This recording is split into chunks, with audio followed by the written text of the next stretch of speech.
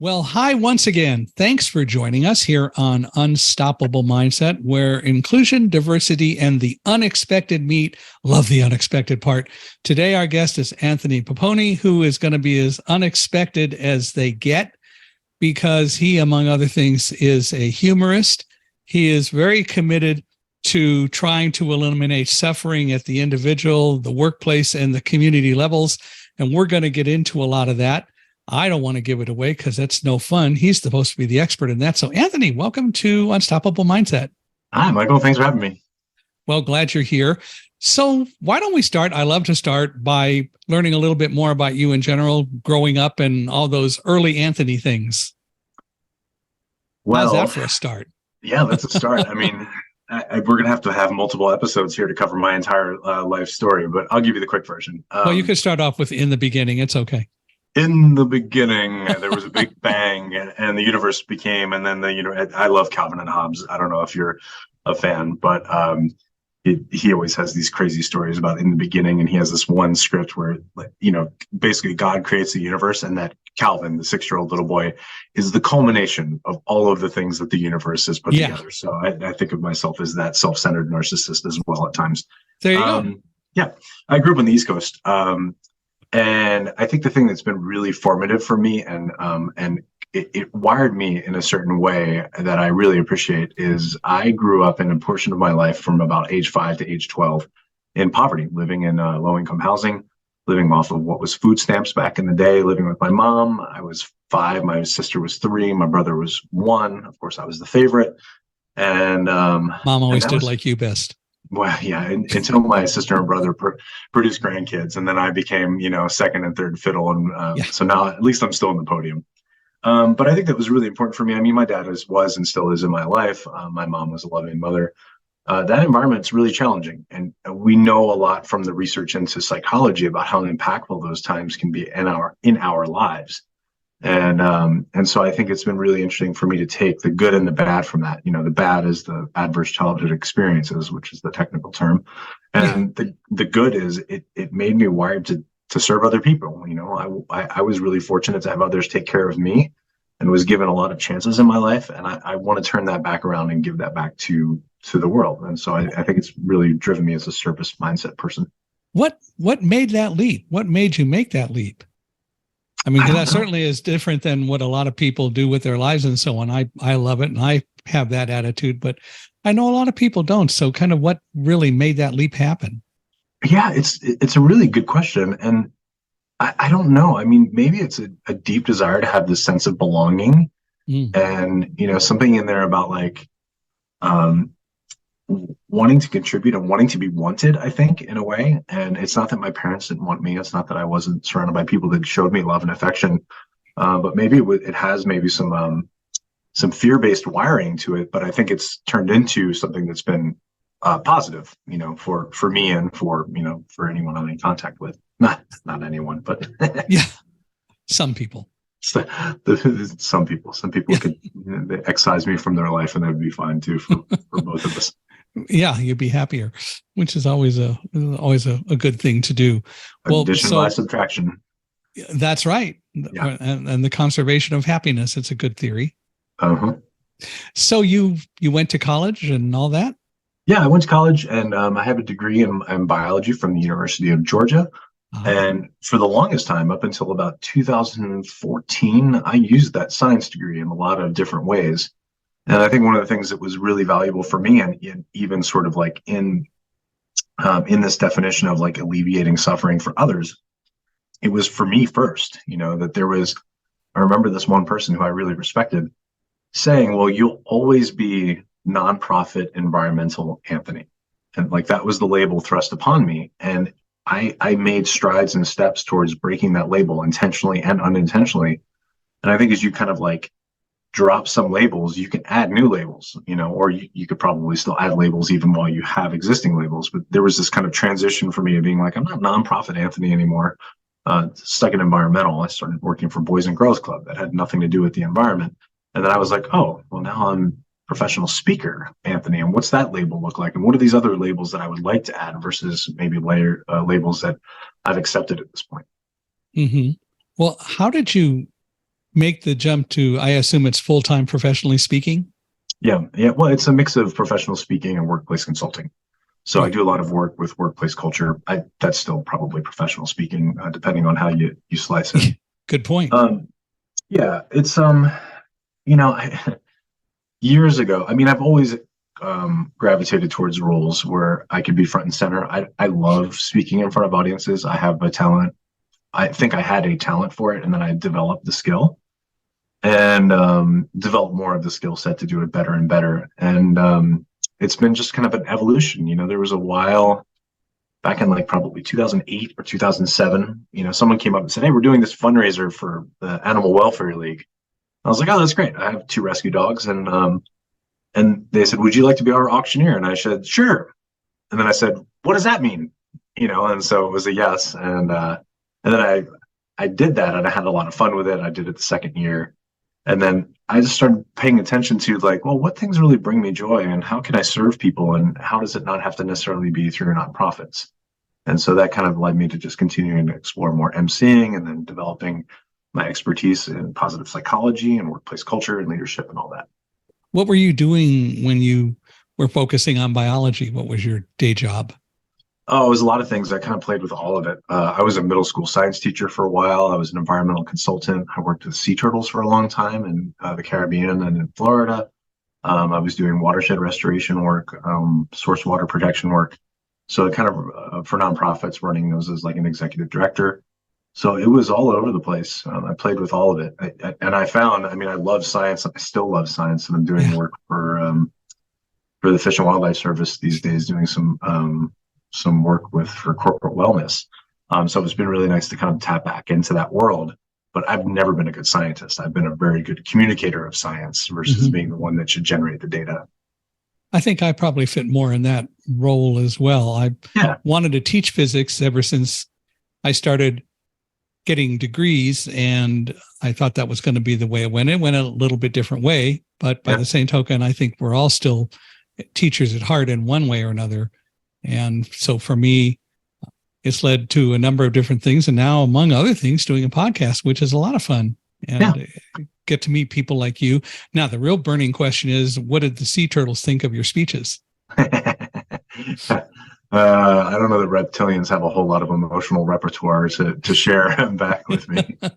How did you get connected to physics? Like, what was the thing that I have always been interested in science, and so when I was like 7 and 8 years old, I got a radio kit. My parents bought me a radio kit that I could build some little radios with crystal sets and so on, and so they helped teach me the schematics so I could do it. And I've just always been involved with it. I got a ham radio license at age 14 and have had that license ever since.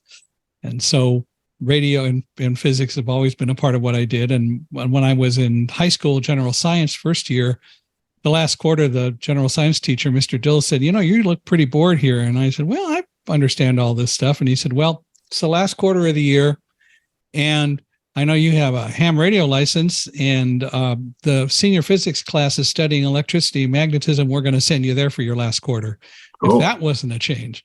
But I've just always liked it. My dad was an electronics and electrical engineer, ran the precision measurements equipment lab at Edwards Air Force Base. So it was in your life. It was in my life and in my blood, and then went to UC Irvine and had a lot of fun there, and have been doing things that have been technical ever since. So it's really not a problem at all. While I was at UC Irvine, I also worked at the radio station. So that kind of entered the bloodstream as well. That's really interesting.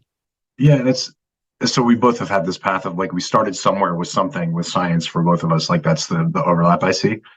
And I think what's really interesting is I was just reading this book the other day, and I'm trying to remember what it was. Maybe it's Richard Leiter's The Power of Purpose, and he was talking about Peter Drucker, who's now passed on. Yes. And Peter, the quote from Peter Drucker, and I'm going to paraphrase, is that those of us that figure out our career at age 18 and stay the course on that thing the entire time, it's a 1 in a million chance. Yeah. And I think that and he didn't back it up with data. It was more of just a commentary. And I just found that comment. I was like, yeah, I think a lot more people just need to be given that sort of like space to say, I'm taking my best guess at age 18 or whatever it is, as I'm picking as either a career path or a vocational study or going to college for something, that just try it, and if it doesn't feel right and it doesn't fit and you keep learning more about yourself and more about what lights you up and what you can give back to the world, like look for that synergy. And I think that that's where a lot of the suffering exists for people. I think for me, actually, I ended up sticking with the one career, and the career wasn't being a scientist, but the career was teaching and communicating. And I've always done that. And in one way or another, I have been involved with that. So when I left college, I had a job that eventually within a couple of years had me selling full time, and I've been selling ever since. But anyone who really understands sales will understand and know that sales is really about teaching and advising if you do it right. And so I think it's just been that way all along. And then of course, September 11th happened and people started saying, gee, come and tell us what we should learn. And the natural speaking process took over. So that was a lot of fun. And frankly, for me, I don't tend to really understand what so many people say about public speaking being such a great fear, because I'm comfortable with it. And I don't think it has anything to do with seeing or not seeing the audience, because I know they're there. But rather, it's a matter that if you learn that you're not talking to an audience, but you're talking with an audience and you want them to be drawn in and be a part of what you do, why would you ever be afraid? Yeah, it's really interesting. I mean, like I said, it's something I've just gravitated towards. And I also think that there's, one of the core parts of positive psychology is about, this engaged life and that flow state that Mihai Csikszentmihalyi talks about. And the way that he breaks it down that I think makes a lot of sense to me is, and we don't necessarily recognize this and see these patterns in ourselves without introspection. And what I mean by that is, he basically says that there's this flow channel, right? And you remain in this place of being super engaged, lose track of time, and you're doing something that's challenging, but it's at the right challenge level for you. So it's the right mix of challenge and ability. And I think, the first few times I gave a presentation on content matter, like on neurochemistry, somebody said, can you do a 20-minute talk? And I was like, woo, 20 minutes, that's a long time, And now I'm like, give me 2 hours, give me a day, give me 2 days. Like there's so much that we can be sharing and also doing together, right? It's communicating with versus just, I'm not going to just do a 2-day retreat with someone and talk for 8 hours a day for 2 days. It's more about creating that bi-directional dialogue around on what they're wanting to achieve and how we can support that. Absolutely. It has to be a dialogue. It has to be both ways, which is why I always say I talk with an audience and not to it. A few years ago, the Iowa Police Chiefs Association asked me to come and speak.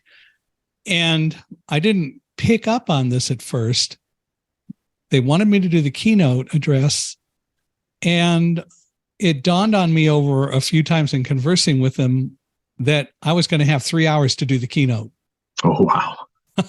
And so it was a lot of fun.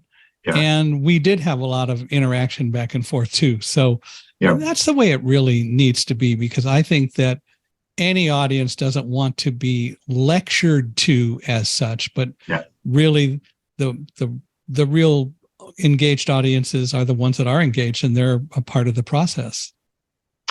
Yeah, and that's hard to achieve when you have a gigantic audience and a limited amount of time, or even like the way that I always kind of frame a keynote for me, the way I approach them, it's a comedy show with content. And I think where I can do a really great job and serve people better is if they give me time while I'm also in that conference or in that space to say, I'm going to get you to think about a few things, and we don't have time for you to have a little back and forth, or there might be time for Q&A, but I want to give me 2 hours for a workshop after that. And we're going to run down, just pick a vein, and we're going to run down whatever vein they think is most valuable to their audience. And then people can select in to say, oh, that was intriguing, I want to know more. And I want it to be a little more personal to my own challenges. So I'm going to go to that. And I always feel that if I'm not learning at least as much as my audience, then I'm not doing my job well, because I love to go and spend some time before speaking, because oftentimes I'll find that there are things that I hear that I can integrate in, which makes it more meaningful.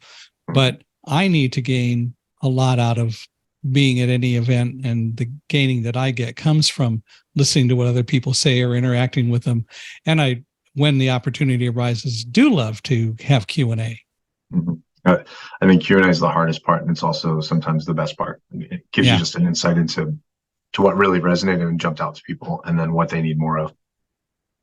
Yeah, for me, it's always hard to get people started on asking questions. Oh yeah, totally. They're very uncomfortable, but once you open the dam, then the questions come, and that's really cool. And again, that's a great way to learn a lot more. Well, so you've been speaking professionally since, you said, what, 2014? Yeah, somewhere back in there, and it went from a side hustle to a full-time, gig, and somewhere in that time frame too. Well, around 2016, so it became more of a full-time thing. How was it like during the COVID? Oh, it was tough. Yeah. Fortunately, a good part of my business has always had some consulting to it, and that still existed for workplaces, and people were transitioning to virtual and trying to keep their people engaged. So, it was good. I don't want to ever repeat the pandemic, but it helped me take stock of a lot of things, as I think it did with a lot of people. Mm-hmm. And I did a lot of good things for my community as well. I was doing free virtual talks all day long. I was writing. I have a history when I was working with nonprofits and fundraising. So I was writing grants for my local food pantry. We landed a couple of big grants that came through during that time. So I put stuff on pause a little bit. I did a lot of online training for myself, which was helpful. I produced my first workbook. So there was a lot of good things that came out of having that time and space. But I love the being in my office all day long. That's not the part I love. The part I love is working with groups and working with people. So, getting back to that was important for me, for my own happiness, for my own fulfillment. You have talked a lot about people being not well engaged, were not happy in the workplace, and other things like that. Fill me in a little bit more about that, if you would. Yeah. You want me to start in any specific area? No, I'll leave that to you. Okay. Certainly post-pandemic, we're seeing a lot of, everybody knows these terms of the Great Resignation and quiet quitting and all of those things. And, how much of that has been driven by kind of coming back to work after we kind of came out of crisis mode, and we were like, hey, we're all rallying together, we're going to get through this together. And then people, lost boundaries between work-life balance. Hybrid became the way of doing things, or working virtually. And it's hard to create boundaries there, and then layer on just different pieces of like, okay, now what? Like, people had time to be introspective and time to get back to their lives. And so now creating those boundaries has, I think, really been helpful. But also people are like, oh, this work that I was always doing is maybe not the work I should be doing. And so I think it's led to a lot of, disengaged employees. And it's a lose-lose proposition, Mm-hmm. like an employee that's not getting fulfillment out of their work and because they're not leaning in and they're not trying, getting things done and being productive and all that, that's a lose for them. And it's obviously a lose for the workplace. So, a big part of what I do when I'm working with groups is say, like, let's figure out who you are as an individual. Let's figure out what lights you up. Let's figure out what your skills and your gifts are. And then let's figure out, like, all the fun stuff, strengths finders and leadership styles and all those things. And then let's figure out how to put those to use as much as you can. Now, very few jobs are going to let you do that all day long. Mm-hmm. But the more we can align those things between passions and values and gifts, you're going to find more purpose in the work that you're doing. And that's great for the workplace. And, it takes time, it takes energy, it takes investment, but it's worth it. And sometimes it means that that's the wrong job for you, or like as in the position, or it's the wrong workplace for you. If some of those things are off. And so I think so much of that is just exploration that you have to do with people. Do you think that a lot of people are really unhappy at work? Yeah, I don't know. The data doesn't look good. Why do you think that is? I've had that impression too, but why is that? And is it just in this country, or is it all over? People are generally pretty low engagement levels. I don't know if that's actually a really good measurement tool for looking at what happiness looks like. I mean, I think work is supposed to be hard, and part of it has hard parts to it, and that's because we're learning new things and trying things, and we're engaging with groups, and there's going to be natural conflict in those things. Like it's at all levels, everywhere. Like I'm part of a performing improv group here, and there's like conflict within that. And I'm like, we are volunteers. We are here to entertain people and have a good time. Like, why are we adding on this dramatic element? I guess because, well, we're dramatic people if we're performing. But I just think it's human nature. And so, that's one layer, is like this social dynamic at work is really hard. And then all these other pieces of just like, can I do things that I really find enjoyable? And I'm not saying that I have it completely dialed. I mean, the best thing I've done in my workday today is actually having this conversation with you, because I like talking to people. I like conversing. I like sharing information. I like learning new things versus sitting behind a computer and type. Yeah, me too. My wife passed away in November of last year. So it's now been 4 months, and it'll be 2 weeks on Sunday. But one of the things I've noticed since she passed, and even a little bit before she passed, although I really became aware of it later, was doing these podcasts has just taken on a whole new meaning. It's been fun. And every time I get a chance to talk to somebody, it lightens the day because they have new things to say that I haven't heard, and I get to interact with them. It's just a totally unique thing. So it's, again, getting back to that whole interaction. Yeah. Well, I'm sorry for your loss. Grief is real, and people need to give themselves the ability to honor that and be okay with it, And I think the more we can share those things, like vulnerability in life and in the workplace, is an incredibly valuable thing. And, I think that's the other part of this too, is like we treat our lives as like compartmentalized, and they're not compartmentalized. It's all this. It's an amalgamation of all the things. It is. It's everything.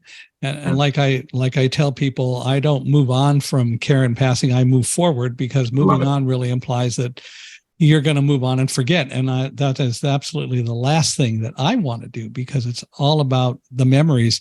It was 40 years minus 15 days of being married. So that the memories are great. I love them all. I cherish them. And at the same time, that adds to enriching my life today. And I'm always happy about that. That's great. And I love the difference between moving on and moving forward. And I've had to embrace that with the loss of a friend too. Of just like, it doesn't, you don't want to move on, like that. It dishonors all the richness that was there, of all the great things that came from that. Yeah. And it's really important to make that distinction.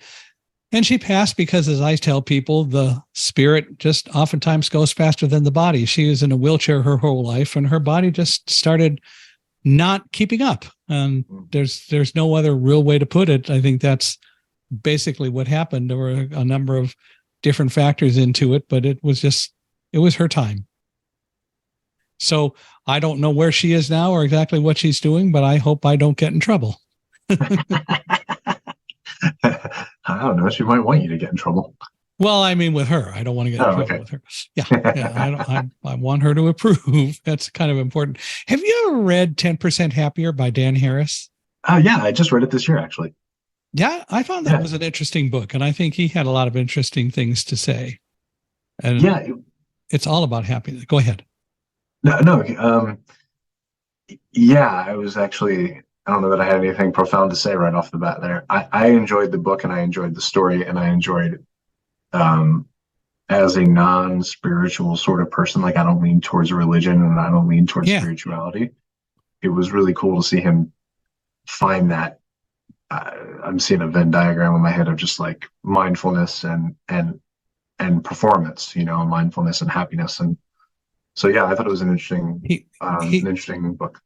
He did work hard to not try to get involved in a religious discussion. And it was about mindfulness. It was about sitting back and looking at yourself. And I'm a great fan of that. I think that people need to spend time every day looking at how the day went. And I've learned partly from a number of discussions on these podcasts. One of the things that I used to say was that after every speech I gave, I recorded them. I made audio copies, and I would listen to them And I said, I wanted to because I'm my own worst critic. And I realized that's horribly the wrong thing to say. And what I've learned is I'm my own best teacher, which is a lot more positive. And what it really leads to is when I look at it from what do I learn today? What did I learn from doing this? What do I need to learn to make it sound better? Oh, that didn't sound right. What's the real thing I need to do? So I love I'm my own best teacher. I think it's a much better approach to take. And we are way too negative anyway. So it's always good to be more positive. Yeah, I'm pretty hard on myself too in those things. I think when you have an expectation of like when you have the standard that you've set in an experience that you've done where you've been like, that's the best I've ever been on stage. Right. Yeah. And you can probably think about when those were. I can think about a couple of instances that popped up over the last year or so. And then when you don't do that well, you're still doing really well. Like, unless you just completely bomb. And I have a hard time thinking that either of us do that because we're not there.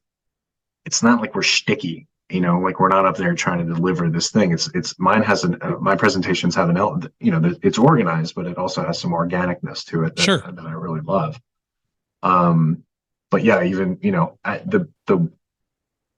the B, when we're not on our A game and we give the B version of it, I can be really hard on myself, I should say. And that's still really good. That room for improvement is good, but it needs to be framed, I think, in the way that you framed it.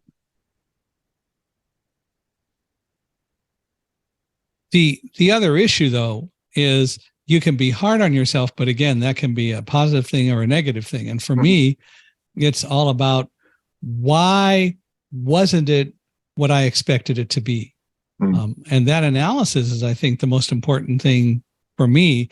And I will continue to do that.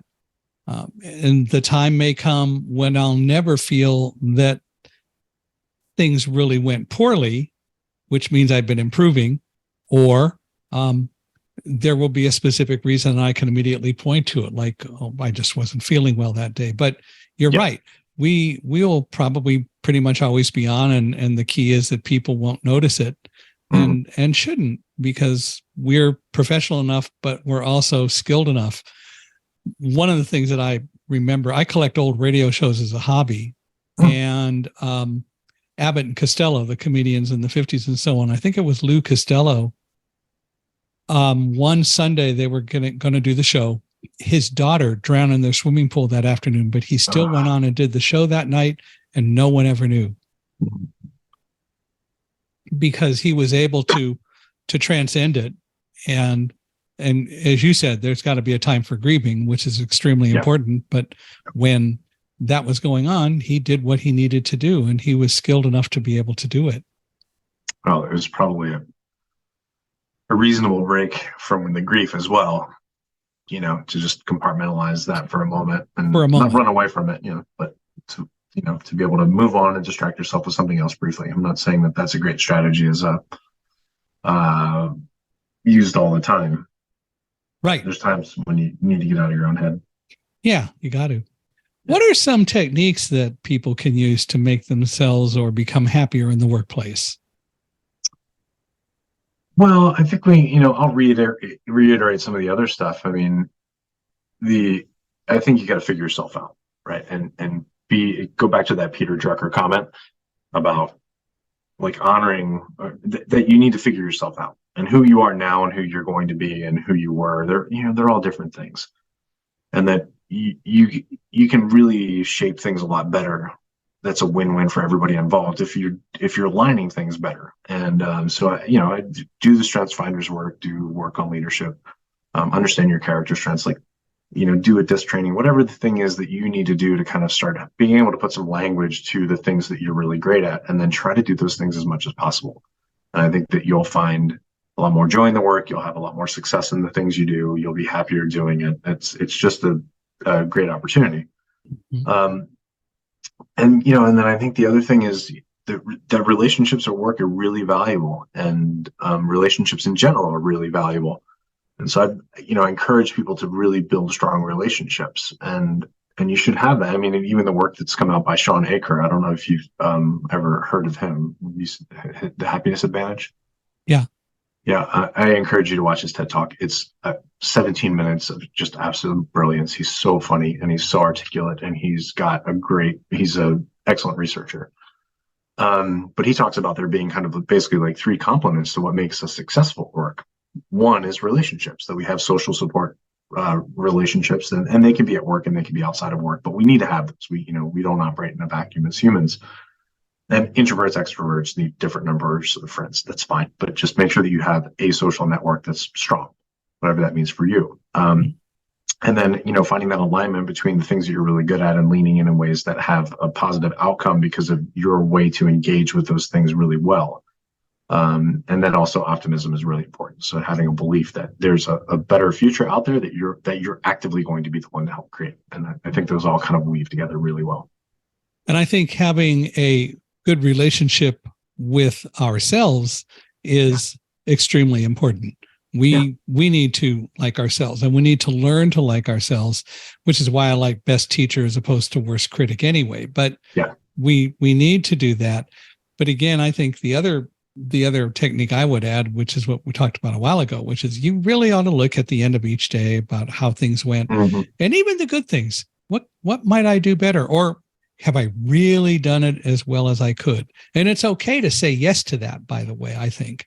But at the same time, if there are things that didn't go well, so what's the deal here and what do we do to address it? And we can do that. But if we don't take the time to think about those things, we're never going to learn. I mean, 100%. I would say that you need to be looking at your life at scale. And I share this with groups a lot about, every year on my birthday, I carve out some time and I kind of do a year in review. And I use the tools that I use with my audiences. I use them with myself. And I kind of look at the different domains of my life and what's going well and what could I be doing better? What would I like to shift? What are the easy things to shift? What are the harder things that will take more time to shift? What are the things that aren't going to change? There's some of those out there as well.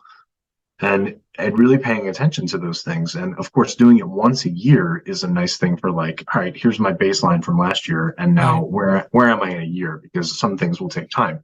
But the opportunity, you don't want to wait all year to think about making those shifts. No, it's always about setting goals. It's always about looking at what you want to do. But then every day, exploring it and re-examining it gives you the opportunity to say, how do I move forward with that? Or what do I need to redefine? But so many people say, I don't have the time to do that. You always have time to do that if you choose to. You better make the time to do it. I mean, it's like one of those things where it's like, I don't like the word should. Yeah. But it's an important should, it's an important thing that I think, that we can get stuck in this kind of like default life of how things are going. And if we don't examine the things that we really love, that we want more of, and then the things that aren't working and how to subtract those from our lives as much as possible, it's a missed opportunity. And it's that whole metaphor of like having, a jar, and then if the rocks are the big things, that you put those in the jar first. But if you wait and keep filling the jar with all the little stuff, the sand and the pebbles and all those things, you won't have any room for the rocks, the big important things in your life. Right. And so finding ways to prioritize those is important. And can you do that every single day and make sure that you are just focused on your rocks every single night? Probably not, and that's okay. But if you lose sight of those sort of things, then you can be like, well, I don't have time to do the things that are really important. Well, then it's on you to change it. You're the only person that can do that. Yeah. What's really important then? You're missing the point. Yeah. Or let it go. I mean, quit being so like, oh, I just wish I could, and being like, well, you can wish you could, or you can actively try to make that happen. Right. And there's benefit, I think, in taking an approach of saying, I thought I really wanted this thing and I'm not making time for it. And instead of wanting and wishing and being angry that I don't have it, I'm going to let it go. It's no longer possible for my life and I'm going to move on. There's relief in that. Yeah. I'm a Yoda fan. Do it or not. There is no try. I ever since I saw the movie the first time, I've always loved that line. And it's true. Because you either do it or you don't. If you talk about trying, you're introducing doubt. And it's okay if you do and it doesn't succeed, then you go back and you look at that. But the doubt's the issue. Yeah, I like that. Um, yeah, and even if you try and fail, at least you don't have to think about regret. Right. Unless you gave up on trying iterating and saying, "Oh, it didn't work because of this. I'll try this." Yeah. Yeah, and Well, that's kind of and yeah. fail again, it's a learning experience as opposed to being a negative, well, I just screwed up. What do you Yeah. learn? Well, there's plenty of times I just screw up. Well, yeah. Well, in your case, when you talk with yourself every year on your birthday, Yeah, which one gets the better presents? That's the real question. I usually take pretty good care of myself on my birthday. How much of our happiness is really under our control? Yeah, We kind of covered it, but I'm curious to see what you'd say to that. well, I think we kind of, we were dancing around it. And I think the thing that is valuable for people to hear is that a lot of it, and the name of my business is called Focus on the 40. And the reason that it's called that is because about 40% of our happiness is within our control through intentional action. And so back to your Yoda of there is no try, there is only do. How does he say it? There is no do or do not. There is no try. Right. There you go. And so taking action, and you've heard me use this term today during our time together. I think of happiness as a verb. It's the active crafting of happiness. Like you should be, well, I guess that doesn't mean in that phrase, it probably isn't a verb, but I'm not a syntax person. But, we have to make those intentional choices about what we're going to be doing to shape our lives. And, the other 50% of our happiness is genetic. We kind of come in with a set point that's inherited from our parents. And then there's 10% that's really controlled by life circumstance. We put an inordinate amount of focus on that 10%, thinking that if our circumstances will change, we will be happier. And the science shows that it doesn't affect our happiness that much. When September 11th happened, I remember afterward reacting more and more strongly when people said, we got to get back to a normal. And I subconsciously and then eventually really was able to articulate, no, we are not going to get back to normal because normal will never be the same again. Yeah, this is the normal. The new normal, and the new normal is ongoing change, actually, even more than we had before. But the reality also is we do always try to control so many things over which we don't have any control. And we should worry about the things that we can control, and the rest, if you worry about them, it's just going to drive you crazy. Absolutely. I mean, those concentric rings of circle of influence, we have so little control on some of these outlying things. And if we put our attention on those, it's just going to drive us crazy. It's going to make us unhappy. And it's not changing anything other than how we are perceiving it and how we're reacting to it. Why are we so negative about changing chaos, especially when people say all the time, change is all around us. We're always going to be changing. And then when something affects us, we hate the change. Yeah, I mean, chaos, I think our brains don't like uncertainty. Our brains like a defined target and a defined problem. And then we put our supercomputer brains towards solving that. If the target is always moving, that's chaos, right? The target's all over the place. And that was what's so hard about the pandemic and even all the impacts from that, of just like the marketplace is changing and supply chains changing. And now we have stuff going on in Ukraine and things with China. And all these changes are going to keep coming. And, when they're definable, it's easier for our brains to compute the answer and the solution for those. When they're constantly changing, it's hard because our brains are like, well, I was working on this problem and it looked like this, and now it doesn't look like that at all anymore. So it just creates, it's hard for us. And it's the same thing within even a workplace or just in anything that you're doing, is that, we build up expertise in things, and we build that up through cataloging experiences and learning new things. And then, trying and solving, trying and failing sometimes before we solve. And so it feels good for us to do things, and it feels hard for us to be confronted with something that we don't know that we can solve. And if you can flip the switch in your mind and say, this is a new challenge and it's causing me stress, and the term is actually challenge stress. And when I get through this, I'm going to be better for it, and it's what I would call strategic discomfort. There's value in this discomfort, because when you solve this thing, you're going to move forward. And that's a great thing to do for yourself, to continue to challenge yourself. And, doing it at the right increment level makes it easier to tolerate that change in those challenges. If you're able to step back and recognize what you just said and recognize that the stress is there, that's the important part, rather than just letting it overwhelm you. Go, oh, this is a challenge. Okay, I don't know if I'm going to be able to do this, or I'm going to do this. I'm going to have to figure it out. It may take a while, but it is something that I can deal with in one way or another, because human beings are great, and then work toward that, rather than letting it stress you. That's the big issue.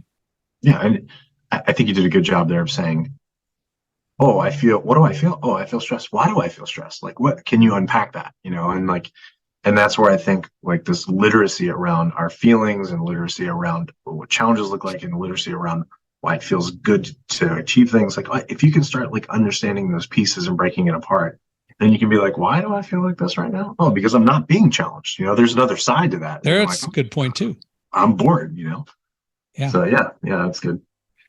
One of the things that I talk a lot about to a number of audiences is trust and teamwork. And I talk about that because, having used guide dogs now since 1964, a long time. Yeah. What I've learned over the years is that while dogs do love unconditionally, and I absolutely firmly believe that's true, unless they're just so abused somewhere along the line that they're stilted, but they love unconditionally, but they don't trust unconditionally. Trust is still something that has to be earned. But the difference between dogs and humans is that dogs are more open to trust than humans are.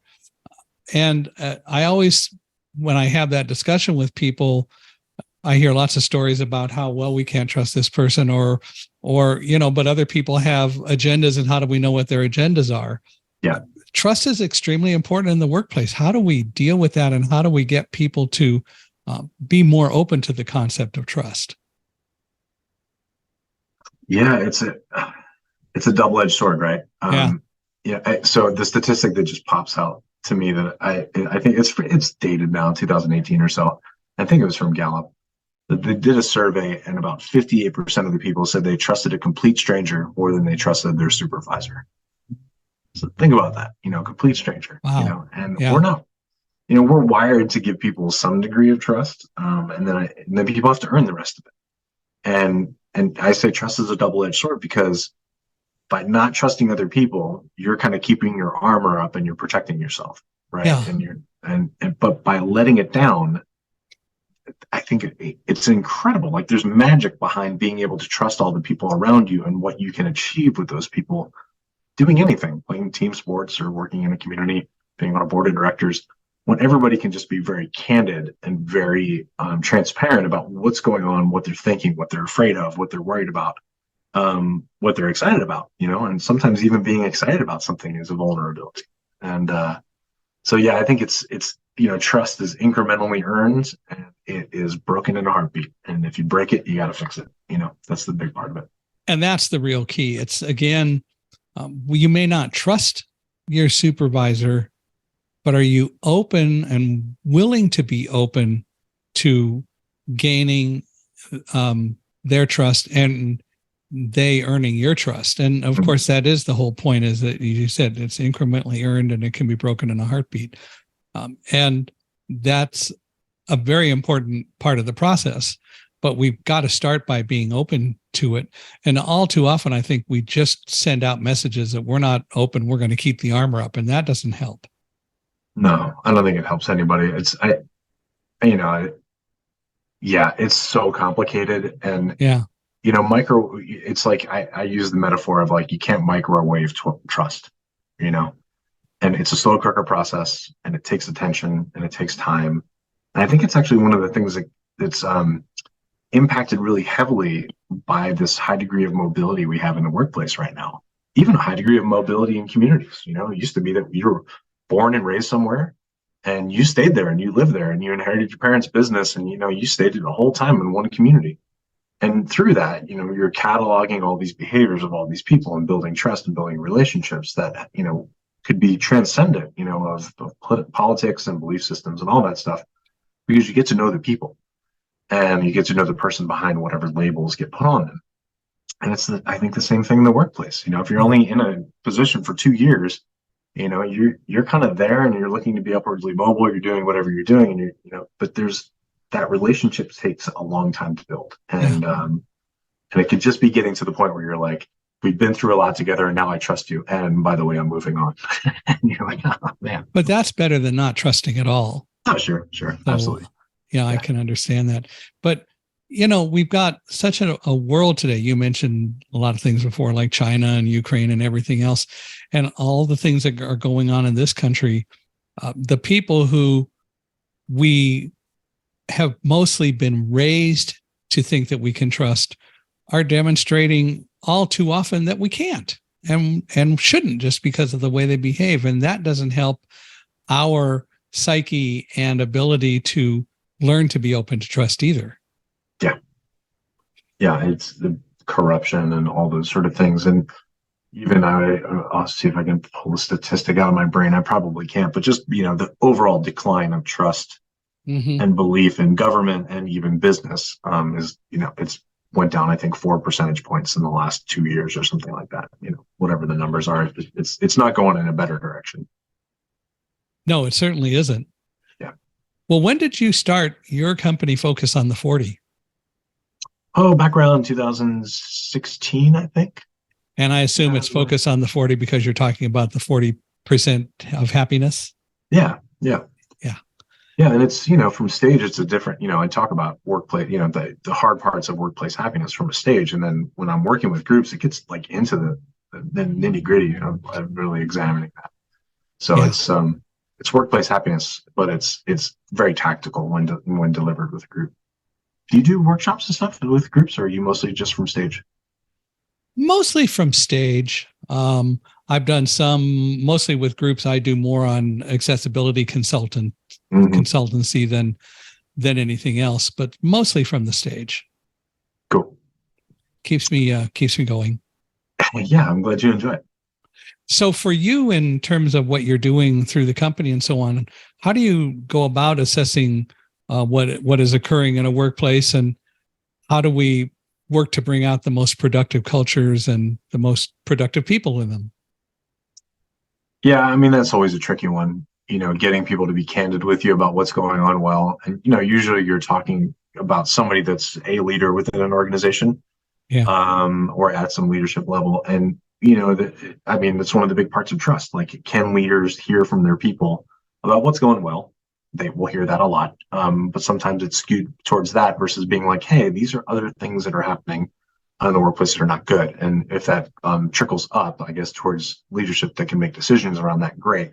And they can accept that and can bring that in and say, hey, this is, we have a problem. We'll work on fixing it. It's okay. So the nature of a dynamic, the dynamic nature of a culture, which is living, breathing, it changes all the time. Do you think, oh, go ahead. Well, I was just going to say I have assessment tools, and I use those. And then I think there's a lot of interviewing of just people when I'm given the time to do that, being like, the ideal relationship for me is like, let's do some assessments. Let's figure out where you are. Let's set a baseline. Let's try to parse out what some of the things are we can do to open the door on that conversation about what's going on in this workplace. And then as I build trust within the group and as I build trust between them and me, then we can start being more candid and more candid and more candid. Do you think more leaders don't tend to get a lot of that useful information because whether it's intentional or not, they're sort of sending a message, or the way they behave that they're really not interested in getting it? They don't want to get psychological or whatever. I mean, it's a qualified yes. And the reason I qualified is I don't know how to put a number on how much of that, I've seen statistics out there on it before about what it looks like, about how many leaders are really hearing the truth from their people, something around 60%, and that sort of transparency.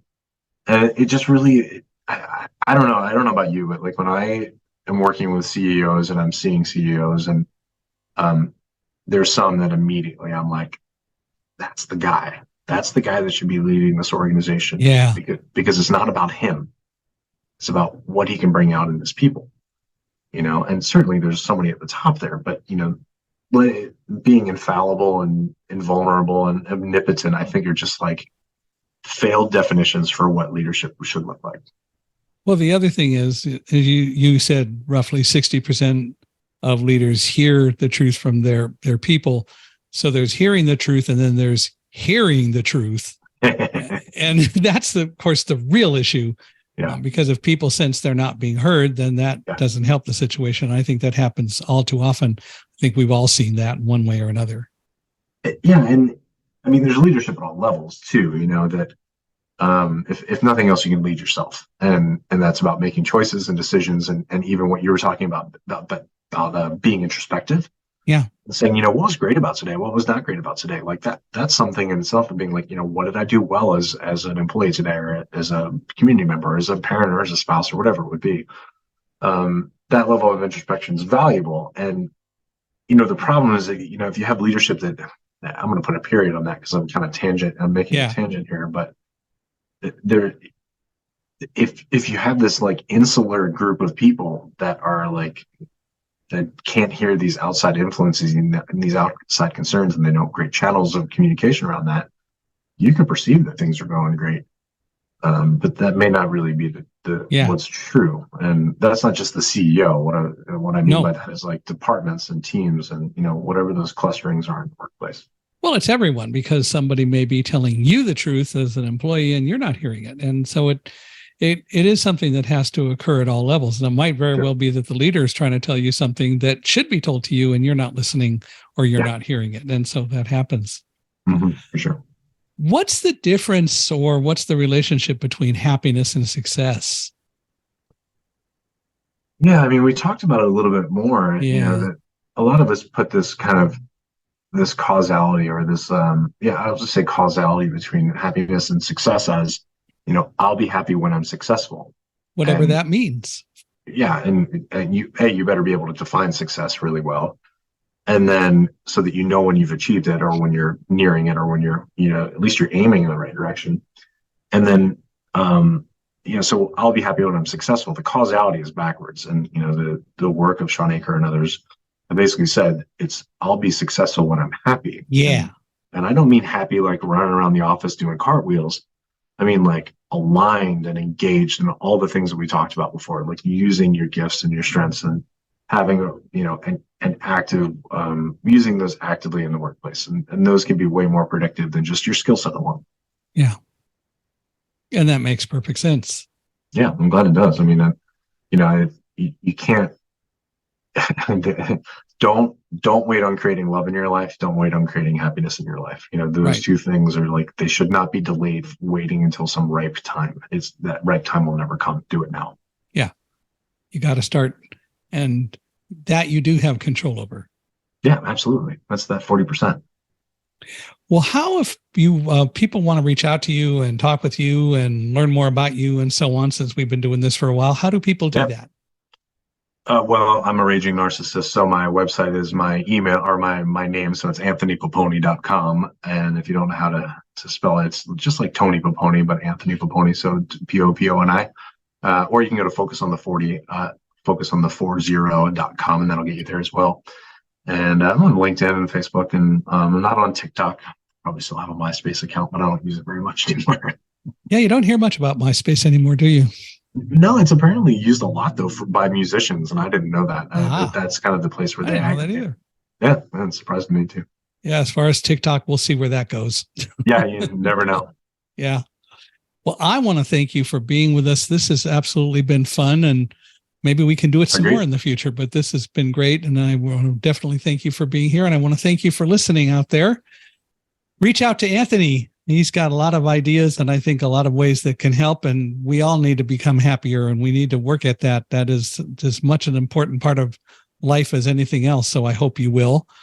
I'd love to hear what you think about this podcast, as well as Unstoppable Mindset in general. So feel free to email me, Michael H.I. at accessibe.com, or go to my page, my website, talk about me being a raging narcissist, www.michaelhingson.com/podcast. So love to hear from you. Please give us a 5-star rating wherever you're listening to us. We appreciate it a great deal. And I keep mentioning on iTunes, especially because they tend to lead the way at monitoring ratings. So love a 5-star rating. We really appreciate it. And if you know of anyone who you think ought to come on Unstoppable Mindset as a guest, let us know. And Anthony, same to you. If you know anyone that you think we ought to have on, I'd love to hear about it. And we're always looking for more people. But again, thank you for being here with us today. Yeah, thanks. I really appreciate getting to talk with you. It seems like we have a very aligned approach to the world. I think so. Well, thank you very much. Yeah, you're welcome.